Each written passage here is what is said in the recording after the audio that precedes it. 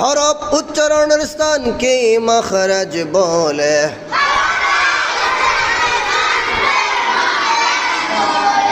আরবি হরফ 29টি, মাখরাজ 17টি। 1 নং মাখরাজ হলকের শুরু হইতে।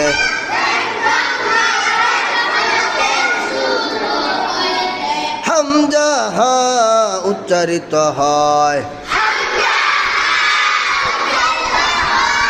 2 নং মাখরাজ হলকের মধ্যখান।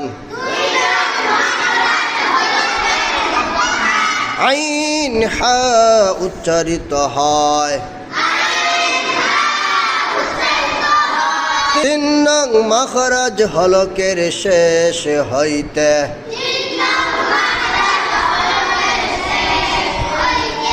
গাইন খা উচ্চারিত হয়।